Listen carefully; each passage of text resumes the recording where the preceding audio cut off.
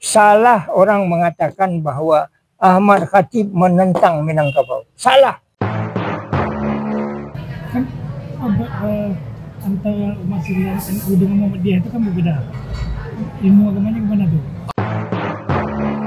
45 kitabnya ditulis itu menjawab semua pertanyaan dari Hindia Belanda.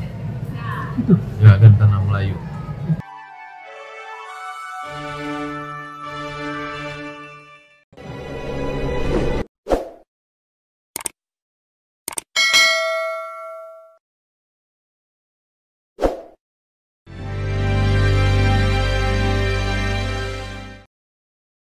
Assalamualaikum warahmatullahi wabarakatuh. Dan sana Firdaus Abi. Syekh Ahmad Khatib Al-Minangkabawi yang lahir pada 26 Juni 1860 kemudian wafat pada 9 Oktober 1915 adalah seorang ulama Indonesia asal Minangkabau. Beliau dikenal terutama karena pernah menjadi imam besar di Masjidil Haram sekaligus menjadi guru dari banyak pemimpin reformis Islam. Nama Syekh Ahmad Khatib Al-Minangkabawi kemudian digunakan untuk nama Masjid Raya Sumatera Barat yang dibangun tahun 2007 di masa kepemimpinan Gamawan Fauzi sebagai gubernur ketika itu. Bangunan tersebut selesai tahun 2019 di masa Gubernur Irwan Prayitno. Sejak awal pembangunannya, masjid ini menggunakan nama Masjid Raya Sumatera Barat sesuai dengan status pengelolaan masjid di tingkat provinsi. Pada Juli 2024 atau bertepatan dengan 1 Muharram 1446 Hijriah di masa Gubernur Mahyildi Ansarullah, sebutan Masjid Raya Sumatera Barat berganti menjadi Masjid Raya Syekh Ahmad Khatib Al-Minangkabawi. Dalam berbagai pertemuan, bahkan sudah diseminarkan tingkat nasional ya pada waktu itu di provinsi kita ini, bahwa penamaan Syekh Ahmad Khatib Al-Minangkabawi untuk masjid ini adalah bahagian dari mengingatkan memori kolektif masyarakat. Kita perlu membesarkan tokoh yang sekaligus juga menimbulkan spirit keagamaan. Jadi oleh karenanya, kalau ada di antara saudara kita, sahabat kita, tokoh kita yang melihat ini dari aspek lain, saya sebagai bahagian dari masyarakat Sumatera Barat yang imparsial, tidak memihak ke kelompok dan partai mana saja, tapi saya adalah bahagian dari orang yang objektif secara akademis melihat ini seperti pepatah Minang aja Pak Firdaus, membaliakan Pinang katampuan, Siriah kagakan. Artinya ini sudah keinginan awal kita yang diresponi oleh Gubernur. Nama lengkap beliau adalah Ahmad Khatib bin Abdul Latif bin Abdullah bin Abdul Aziz Al-Minangkabawi Al-Jawi Al-Maki Asy-Syafi'i Al-Asy'ari. Beliau lahir di Kota Tuo, Sumatera Barat pada Senin 6 Zulhijjah 1276 Hijriah atau 26 Juni 1860. Kakek buyut dari Ahmad Khatib adalah seorang ulama terkenal di daerah tersebut. Oleh masyarakat Kota Tuo, Abdullah ditunjuk sebagai imam dan khatib di masa itu. Tungkunan Tuo, keturunannya diantaranya adalah Angku Lareh sampai angke. Ayah dari Limba Urai. Limba Urai nikah dengan Abdul Latif. Anak Angku Lareh Koto Kadang melahirkan Syekh Ahmad Khatib Al-Minangkabawi. Mereka para tuanku, para nenek mama yang melahirkan para tuanku dan nenek mama juga. Ketika masih tinggal di kampung kelahirannya, Ahmad kecil sempat mengenyam pendidikan formal, yaitu pendidikan dasar dan berlanjut ke sekolah guru atau quick school, dan menamatkan pada tahun 1871 Masehi. Di samping belajar di quick school, Ahmad kecil juga mempelajari mabadi atau dasar-dasar ilmu agama dari Abdul Latif sang ayah. Dari sang ayah pula, Ahmad kecil belajar Al-Quran. Pada tahun 1287 Hijriah, Ahmad kecil diajak oleh sang ayah, Abdul Latif, ke Mekah untuk menunaikan ibadah haji. Setelah serangkaian ibadah haji selesai ditunaikan, Abdul Latif kembali ke Sumatera Barat. Sementara Ahmad Khatib tetap tinggal di Makkah untuk menyelesaikan hafalan Al-Qur'annya dan menuntut ilmu dari para ulama di Makkah, terutama yang mengajar di Masjidil Haram. Ahmad Khatib itu fokus sejak kecil ingin belajar agama. Tuh. Yang kedua, dia mengamalkan dan menganalisa apa yang diajarkan oleh gurunya.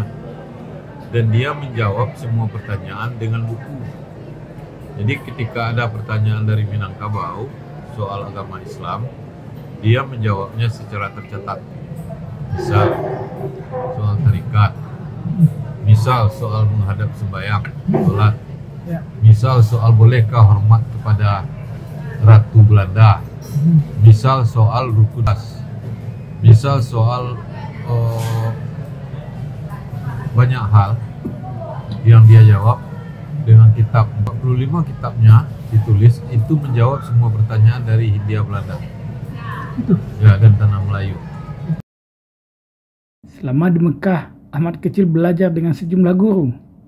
Di antaranya adalah dari Umar bin Muhammad bin Mahmud Syatta Al-Maki Al-Asyafi'i, Utsman bin Muhammad Syatta Al-Maki Asy-Syafi'i, dan Bakri bin Muhammad Zainul Abidin Syatta Ad-Dimyati Al-Maki Asy-Syafi'i.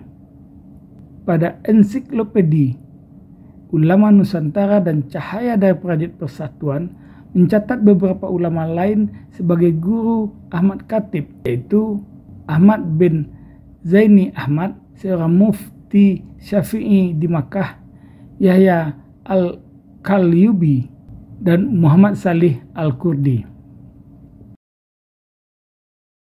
Gusti Asnan dalam Kamus Sejarah Minangkabau menuliskan, ilmu pengetahuan utama yang didalaminya adalah ilmu fikih, lalu juga mempelajari ilmu falak, ilmu hisab, aljabar, kemudian fisika dan bahasa Inggris selama beliau di Mekah. Syekh Ahmad Khatib itu bukan saja tokohnya orang Minangkabau, bukan saja tokoh Indonesia, tapi tokoh dunia yang dia lama di Mekah, kemudian dari beliau lahir tokoh-tokoh besar. Ahmad Khatib sering mengunjungi sebuah toko buku milik seorang pria bernama Salih Al-Kurdi. Salih tertarik padanya, lalu menikahkannya dengan salah seorang putrinya, yang menurut Hamka dalam tafsir Al-Azhar bernama Khadijah. Dari pernikahan dengan Khadijah, Ahmad Khatib dikarunia seorang putra yang diberi nama Abdul Karim. Pernikahan Ahmad Khatib dengan Khadijah tidak berlangsung lama, karena Khadijah meninggal dunia tidak lama kemudian. Salih sang mertua meminta Ahmad Khatib untuk menikahi putrinya yang lain, yaitu adik kandung Khadijah yang bernama Fatimah. Dari Fatimah, Ahmad Khatib dikaruniai 3 orang anak.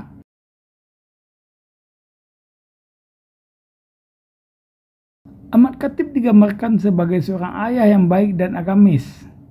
Ia mengajarkan pendidikan Al-Quran dan ilmu-ilmu keislaman kepada putra-putranya, dan dikatakan turut mewariskan ilmu pengetahuan kepada mereka. Sistem yang dipakai oleh Ahmad Khatib Al-Minangkabawi mengajar di Masjidil Haram tetap halakah yang dibawanya dari negerinya. Syekh Ahmad Khatib sangat cinta ke Minangkabau. Salah orang mengatakan bahwa Ahmad Khatib menentang Minangkabau. Salah.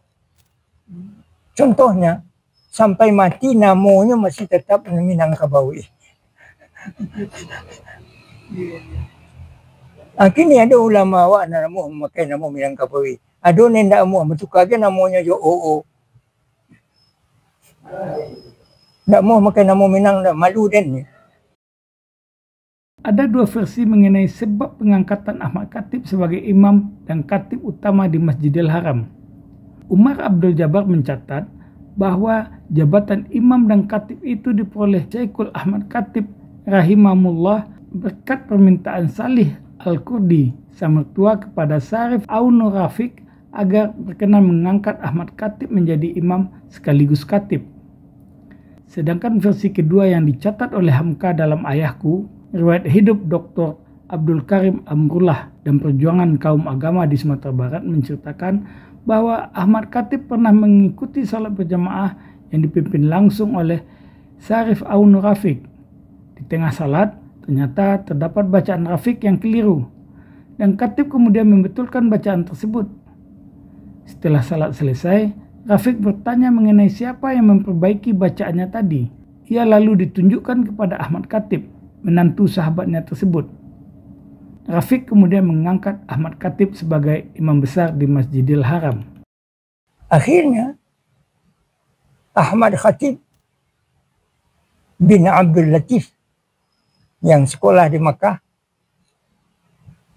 kemudian menjadi ulama, dipercayai, dihormati oleh orang Mekah, akhirnya menjadi imam dari Masjidil Haram yang waktu itu bermazhab Syafi'i. Murid-murid Ahmad Khatib umumnya diajarkan fikih Syafi'i. Banyak dari mereka yang kemudian menjadi ulama-ulama besar di Indonesia. Beliau mengajar murid-murid beliau. Inilah murid-murid beliau. Ada Syekh Muhammad Jamil Jambe, ada Syekh Sulaiman Ar-Rashidi, ada Syekh Khalidi Pariaman, ada pendek kata seluruh syekh yang ada di, termasuk Syekh Haji Abdul Karim Amarullah, ayah dari Hamka, Abdul Malik Karim Amarullah. Syekh Abdullah, ya, Abdullah yang mendirikan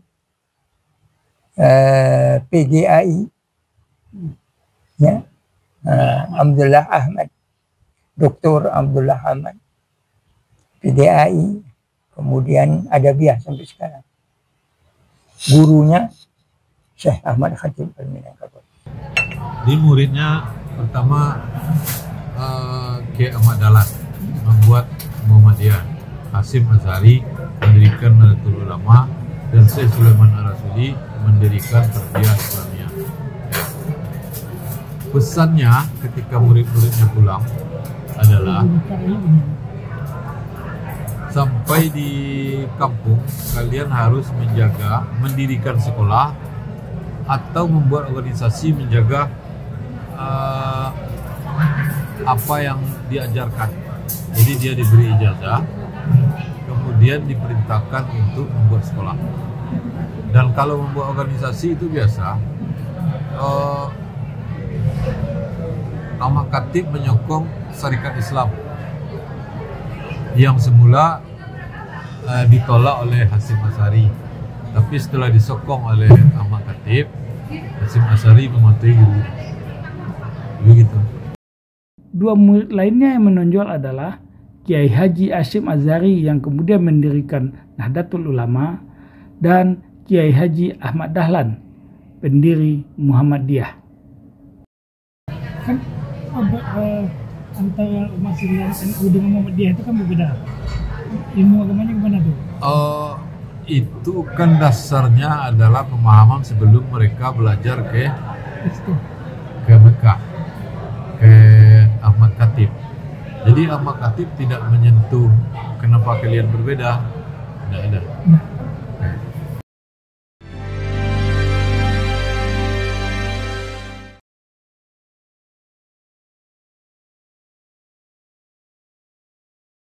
Sampai jumpa.